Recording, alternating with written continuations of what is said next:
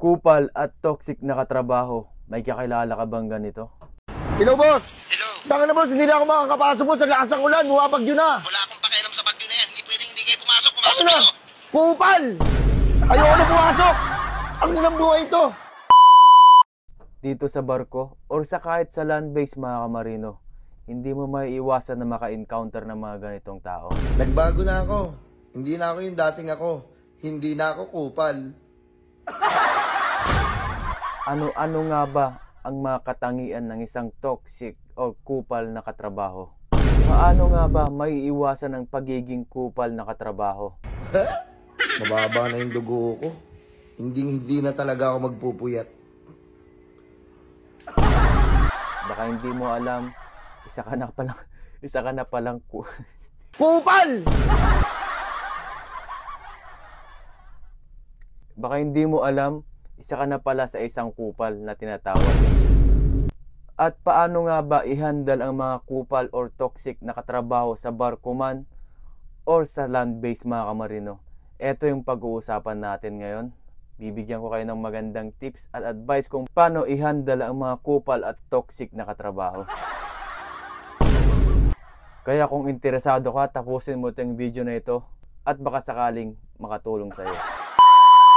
Ano-ano nga ba ang katangian ng isang kupal na katrabaho? Number 1, mahilig magpabida kahit hindi naman kailangan. Gusto laging magpasikat sa supervisor kahit hindi siya ang gumawa ng trabaho. Kupal! Number 2, pabigat sa trabaho mga kamarino. Tamad, palusot palagi, at ikaw halos ang gumagawa ng trabaho niya. Number 3, sip-sip sa boss, pero traidor pag nakatalikod ka na. Maayos pagkaharap mo, pero sinisiraan ka o sinusumbong ka kapag wala ka. Number 4, inggitera or inggitero. Ayaw niyang may umaangat bukod sa kanya, kaya sinisiraan ka o pupunahin ka palagi. Kupal! Number 5, chismoso or chismosa. Lahat ng galaw mo, ginagawan ng kwento. Number 6, mainitin ang ulo.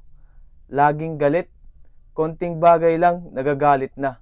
Parang lagi kang may kasalanan sa kanya. Kupal! Number 7, hindi marunong makisama. Laging mag-isa o feeling superior. Hindi marunong rumispeto sa kapwa crew mga kamarino. Paano nga ba maiiwasan ang pagiging kupal na katrabaho? Eto, pakinggan mo to mga kamarino. Baka isa ka ng kupal, hindi mo alam sa sarili mo.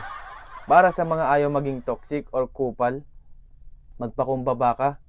Hindi lahat ng alam mo dapat ipagmayabang. Maging team player ka. Hindi lahat ng trabaho palaging ikaw. Minsan, kailangan mong tumulong din. Nagbago na ako.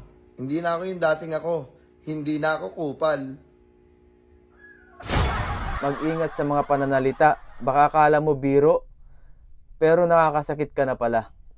Hello, boss! Hello? Tanga na, boss, hindi na ako makakapasok, boss. Sa lakas ng ulan, bumabagyo na. Wala akong pakialam sa bagyo na yan. Hindi pwedeng hindi kayo pumasok. Ano Pumasok na? kayo! Makinig at matutong tumanggap ng feedback mga kamarino. Hindi laging ikaw ang tama. Maraming ganito dito sa barko mga kamarino. Irespeto ang boundaries ng iba. Huwag makialam sa personal na buhay kung di ka naman tinatanong.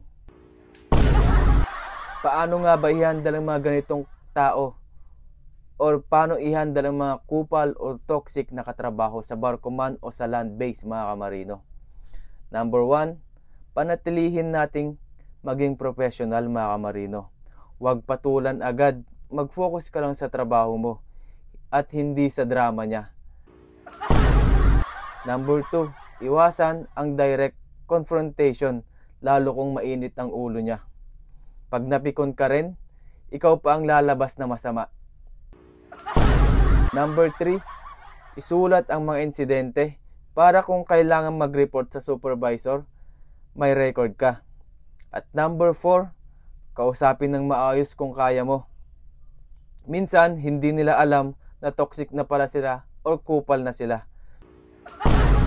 Pwedeng i-approach privately mga kamarino. At number 5, kapag sobra na, or sumusobra na sila. Harassment, bullying mga kamarino, mahigpit yan dito sa barko. May HR at supervisor dito. Huwag matakot, magsumbong ka kung grabe na ang ginagawa sa'yo. Number 6, maging mas mabait pero may boundaries mga kamarino. Hindi ibig sabihin na mahina ka kapag hindi ka gumagante. Minsan mas mabisa ang katahimikan. Tips lang mga kamarino para sa mga seafarers na nakaka-encounter ng toxic na katrabaho. Mag-focus ka lang sa goal mo. Nandyan ka para magtrabaho mga kamarino at kumita, hindi para makipag-away. Find your support group on board. Humanap ng mga positibo at masayang kasama. Self-care pag may mahabang oras na break ka mga kamarino. Iwasan mo nang makihalubilo sa mga toxic or kupal na katrabaho mga kamarino. Recharge ka muna. Limit your interaction kung pwede. Minsan ang distansya ay sagot sa peace of mind mga kamarino. Huwag hayaang kainin ng stress ang performance mo. Kapag bumagsak ka sa trabaho, mas lalong ikaw ang lalabas na masama. Ito, paalala lang mga kamarino, ang barko ay maliit na mundo. Ang kupal o toxic ay palaging may makakasalamuha ka.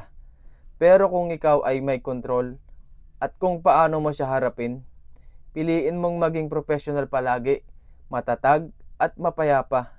Dahil sa huli, ang ugali mo pa rin ang magdadala sa'yo sa taas mga kamarino. Kaya kung may kakilala kang kupal or toxic na katrabaho mga kamarino, i-share mo to, baka sakaling mabasa niya or baka sakaling mapanood niya at baka sakaling magbago siya mga kamarino at baka sakaling matauhan siya.